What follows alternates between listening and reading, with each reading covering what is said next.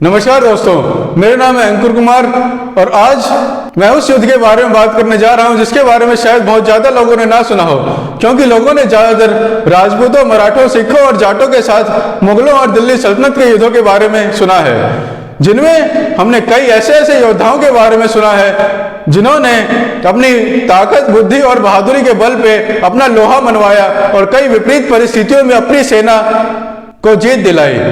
आज हम एक ऐसे ही बड़े युद्ध के बारे में बात करने जा रहे हैं। यह युद्ध भारत के उत्तर पूर्वी क्षेत्र के राज्य असम के ही साम्राज्य अहोम साम्राज्य और भारत में कई सालों से राज कर रहे मुगल साम्राज्य के बीच का युद्ध है। यह युद्ध मुगल साम्राज्य और अहोम साम्राज्य के बीच लड़े गए 1616 से लेकर 1682 तक के युद्ध में की श्रृंखला में सबसे बड़ा युद्ध है। इस युद्ध को सरायघाट के युद्ध के नाम से जाना जाता है और यह युद्ध मार्च 1671 को लड़ा गया था। इस युद्ध में अहोम साम्राज्य का समर्थन पड़ोसी राज्य के जयंतिया साम्राज्य और दिमासा साम्राज्य कर रहे थे और इनका नेतृत्व इस युद्ध में अहोम राजा चक्रध्वज सिंघा, उनके पुत्र उदयादित्य सिंघा, अतन बुरहा गोहेन अहोम सेना कमांडर और इस युद्ध के सबसे बड़े नायक लचित बोरफुकन कर रहे थे। लचित बोरफुकन अहोम सेना के कमांडर इन चीफ थे और इस युद्ध में अहोम सेना के पास 1 लाख की पैदल सैनिक थे, पर यह मुगल सेना से सामने के युद्ध में नाकाफी थी और लचित बोरफुकन अपने सेना की कमजोरियां भी जानते थे। वहीं दूसरी ओर मुगल सेना भी काफी बड़ी थी, जो कि राजा राम सिंह के नेतृत्व में राजा राम सिंह मुगल बादशाह औरंगजेब के मनसबदार थे। इनके पास 4000 सैनिकों की मनसबदारी थी। इनके साथ औरंगजेब ने अपने एक फौजदार मुनव्वर खान के नेतृत्व में 35,000 पैदल मुगल सैनिक, 18,000 घुड़सवार सैनिक, 2000 से 15,000 के बीच तीरंदाज, 18 राजपूत ठाकुरों के सैनिक, 40 पानी के जहाज, सेना हथियारों और तोपों से लैस और आगे चलकर कूच बिहार की सेनाएं शामिल थी। मुगल बादशाह औरंगजेब ने इतनी बड़ी सेना अचानक इसलिए भेज दी क्योंकि अहोम साम्राज्य के सैनिकों ने गुवाहाटी पर हमला करके कई मुगल सैनिकों को मार गिराया था। हालांकि गुवाहाटी पर आक्रमण करने के बाद अहोम सैनिक गुवाहाटी पर कब्जा करने से घबरा रहे थे, क्योंकि उन्हें मुगलों के संभावित आक्रमण का अंदाजा था, इसलिए वे उस वक्त पीछे हट रहे थे। लेकिन मुगलों पर आक्रमण की खबर और उनके नुकसान की खबर जल्दी ही औरंगजेब तक पहुंच गई। ये खबर औरंगजेब तक 19 दिसंबर 1667 को पहुंची तो औरंगजेब गुस्से से आग बबूला हो गया, जिसके बाद औरंगजेब ने 27 दिसंबर 1667 को दिल्ली से उतनी भयानक सेना भेजकर अहोम साम्राज्य को पूरी तरह से खत्म कर देने का आदेश दिया।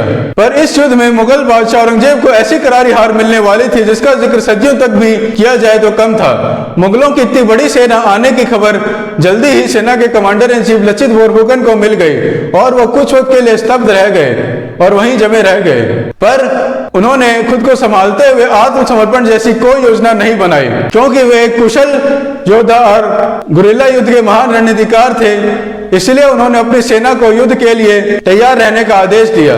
उन्होंने युद्ध की रचना की और अहोम साम्राज्य के क्षेत्र गुवाहाटी के पहाड़ों के बीच से मुगलों के संभावित आक्रमण का अंदाजा लगाते हुए उन्होंने अपनी सेना से कहकर वहां पे एक मिट्टी का ऊंचा पहाड़ बनवाया, ताकि मुगल गुवाहाटी के क्षेत्र को पहाड़ों के बीच से पार ना कर सके और उन्हें ब्रह्मपुत्र नदी का रास्ता लेने के लिए मजबूर होना पड़े, क्योंकि लचित बोरफुकन मुगल जल सेना की कमजोरियां भी जानते थे। इसीलिए उन्होंने ब्रह्मपुत्र नदी के सबसे कम फैलाव वाले क्षेत्र में मुगलों पर हमला करने की योजना बनाई। इस युद्ध में ब्रह्मपुत्र नदी के उत्तरी तट की कमान अतन बुरहा गोहेन और दक्षिणी तट की कमान लचित बोरफुकन के हाथों में थी और इनके अधीन कई और अधिकारी थे, जो इन दोनों के आदेश पर अपनी अपनी सेनाओं के साथ अलग अलग चौकियों पर तैनात थे। पर अपनी योजना को आकार में बदलने के कारण 5 अगस्त 1669 को लड़े गए अलेबोई की लड़ाई में अहोम सैन्य अधिकारियों को मुगल सेना से हार का सामना करना पड़ा था। इस लड़ाई में राम सिंह प्रथम ने अहोम राजा चक्रध्वज को युद्ध की चुनौती दी, जिससे अहोम राजा अचानक घबरा गए और उन्होंने अपने दोनों सेना अधिकारियों को आक्रमण करने का आदेश दिया। दोनों सेनाधिकारी लचित बोरफुकन और अतन बुरहा गोहेन बुरहागोहिन युद्ध के लिए तैयार हो गए तो राम सिंह ने ताकतवर घुड़सवार राजपूत सेना भेजी। लचित बोरफुकन ने 40,000 की सेना भेजी। हालांकि पहला आक्रमण अनिर्णायक रहा, लेकिन इसमें मुगल फौजदार मीर नवाब को अहोम सैनिकों ने बंदी बना लिया। राम सिंह ने और ज्यादा ताकतवर सेना भेजी। अहोम सेना बेहतर ढालों और हथियारों से लैस नहीं थे, इसलिए इस बार के आक्रमण में ये हार गए और 10,000 अहोम सैनिक भी मारे गए। ये लड़ाई सरायघाट से पहले की लड़ाई थी। अलबोई की जीत की खबर जल्दी ही औरंगजेब तक पहुंच गई और खुश होकर औरंगजेब ने राम सिंह की 4,000 मनसबदारी सेना को 5,000 मनसबदारी में कर दिया और यह आदेश दिया कि राम सिंह जल्दी ही गुवाहाटी पर चढ़ाई करे और वहां लोगों की संपत्ति जब्त कर ले, उनके घरों को बर्बाद कर दे और लोगों को पूरी तरह से बर्बाद कर दे। हालांकि राम सिंह ने कूटनीतिक प्रयासों से अहोम सैन्य अधिकारियों से बातचीत जारी रखी और वो गुवाहाटी छीनने की कोशिश की। उसने अहोम राजा चक्रध्वज को यह संदेश भेजा कि अगर वो गुवाहाटी मुगलों के लिए छोड़ देंगे तो मुगल गुवाहाटी से ज्यादा अहोमों से और कुछ नहीं छीनेंगे। लेकिन राजा राम सिंह के इस प्रस्ताव को अहोम सैन्य अधिकारी अतन बुरहागोहिन ने ठुकरा दिया और ये कहा कि हमें एक मुगल मनसबदार के आश्वासन पर कोई विश्वास नहीं। बुरहागोहिन को यह पूरा विश्वास था कि मुगल बादशाह यहाँ पर बड़ा आक्रमण जरूर करवाएंगे। और इसी बीच युद्ध जहाजों के कप्तान शाइस्ता खान और सूबेदार मुनव्वर खान युद्ध जहाजों के साथ असम के पास पहुंच गए और उन्होंने राम सिंह को एक संदेश भिजवाया, जिसमें उन्होंने राम सिंह को यह चेतावनी दी कि अगर उन्होंने अहोमों से शांति वार्ता पर बातचीत बंद कर जल्दी ही उन पर आक्रमण नहीं किया तो मुगल बादशाह औरंगजेब उनसे काफी नाराज हो जाएंगे और राम सिंह को नाराजगी का खामियाजा भुगतना पड़ेगा। यह संदेश पढ़कर राम सिंह काफी डर गया और उसने जल्दी ही अहोमों पर आक्रमण करने की योजना बनाई और मुगल सेना को 4 भागों में विभाजित किया गया, जिसमें राम सिंह ने ब्रह्मपुत्र नदी के उत्तरी तट की कमान संभाली और कुछ अधिकारियों ने और कुछ तटों की कमान संभाली और कई अधिकारियों के साथ कुछ मुगल फौजदारों ने गुवाहाटी के पहाड़ी क्षेत्रों से अहोमों पर आक्रमण कर दिया। लेकिन मुगल सेना जैसे ही गुवाहाटी के उस क्षेत्र में पहुंची जहां पर लचित बोरफुकन ने अपनी सेना को कहकर मिट्टी का पहाड़ बनवाया हुआ था, मुगल यहां से डर गए और वापस लौटने लगे। पहाड़ी पे छिपे हुए अहोम सैनिकों ने मुगलों पर तीर बरसाए और वापस लौटते लौटते मुगलों के काफी सैनिक मारे गए, जिससे मुगलों का उत्साह भी कम होता रहा। लेकिन इसी बीच अहोम सेना अधिकारी लचित बोरफुकन भी अपने एक सूबेदार के साथ गंभीर रूप से बीमार पड़ गए, जिसके बाद अहोम सेना का उत्साह भी कम हो रहा था। तो दूसरे सेनाधिकारी अतन बुरहागोहिन अकेले ही युद्ध के लिए निकल पड़े।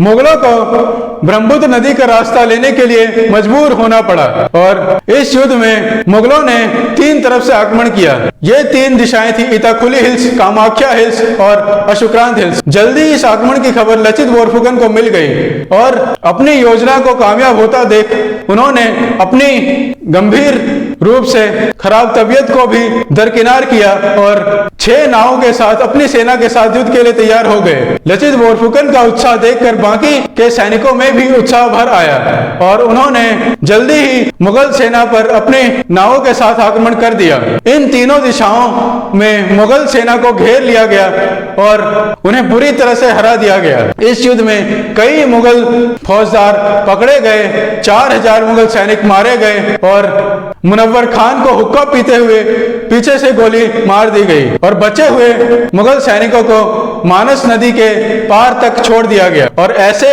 अहोम साम्राज्य ने मुगल साम्राज्य के खिलाफ सरायघाट की लड़ाई में ऐतिहासिक जीत हासिल की। हालांकि इससे ठीक 1 साल बाद 1672 में लचित बोरफुकन की अकस्मात मृत्यु हो गई। इतनी बड़ी हार के बावजूद मुगलों ने गुवाहाटी छीनने की कोशिश जारी रखी और उन्होंने कई तरीकों से गुवाहाटी छीनने की कोशिश की और उनकी एक कोशिश कामयाब भी रही। 1679 में लचित बोरफुकन का भाई लालुक सोला मुगलों के हाथों बिक गया और गुवाहाटी मुगलों के अधीन आ गया। लालुक सोला गुवाहाटी का पहरेदार था, पर गुवाहाटी मुगलों के पास ज्यादा समय तक नहीं रहा। 1682 में इताकुली की लड़ाई में गदाधर सिंघा के नेतृत्व में अहोम सैनिकों ने मुगल सेना को निर्णायक रूप से इताकुली की लड़ाई में हरा दिया और इसके बाद मुगल सैनिकों ने फिर कभी अहोम साम्राज्य पर आक्रमण करने की कोशिश नहीं की।